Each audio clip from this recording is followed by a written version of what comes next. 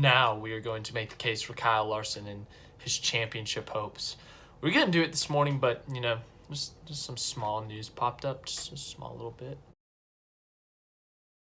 But yeah, here we are. Kyle Larson 2019 championship hopes. Unlike Eric Jones, it's not going to be that awkward. He's not 45 points below the cutoff line. He's not even below the cutoff line. He's honestly not even close. He's like 25 points above the cutoff line, so he'll likely advance. If he performs like he did at the Roval last year, he'll likely advance. But let's get into it. Kyle Larson, it's been a while since he's won. It's been over 2 years now, but he's had some good runs this year. He really has. He's had ups and downs this year. He's had rough stretches of crashes and just issues. Like the beginning of the season, he couldn't catch a break. But then he won the All-Star race, and he won $1 million, and everything started to go great. And then it didn't go so well. But, hey, the playoffs, he could still make it happen. So some of the runs he's had this year, he had a really good run at Atlanta. Led over, let me just see that real quick. He led 142 laps, a very good run there. Ended up finishing top 12. He finished 12th in that race. I don't remember what happened there. But he had a pretty good car there. And then more recently, he had a pretty good run at Bristol, pretty good run at Darlington. Finished top 5 at Darlington, top 10 at Bristol, led some laps in those races. And then obviously the last 2 weeks he's gotten top 10s at Las Vegas and Richmond. So he's had a couple solid runs recently. Obviously a win is much needed. They got a couple playoff points from stages, but they're going to need some more just for getting past the round of 12 because obviously they're most likely going to make it. And so they're going to need some wins. They're going to need some more playoff points if they even want a chance to make it past the round of 12 easily at least. So they're going to need some help there. And then obviously in the round of 8, like Eric Jones, like Alex Bowman, some of these other guys are likely going to need a win in the round of 8 to advance to the championship. So let's talk about some of Larson's best opportunities at winning. This week at the Roval, I think he's got a pretty solid shot. He had a really good car there last year, led some laps. I think he won the opening stage.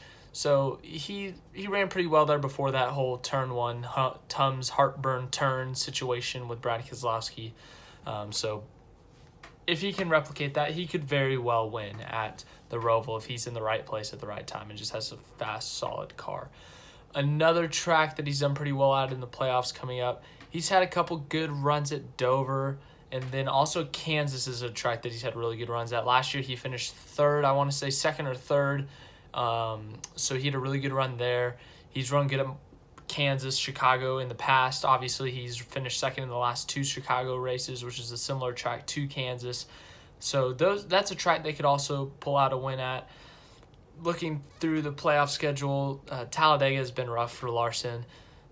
You got Texas. Texas, he's had some problems, just tires blowing out and crashing and stuff.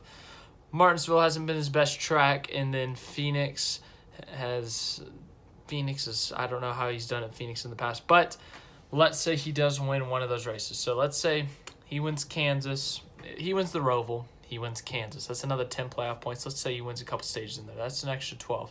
He's sitting at 16, 17 playoff points, which isn't too bad.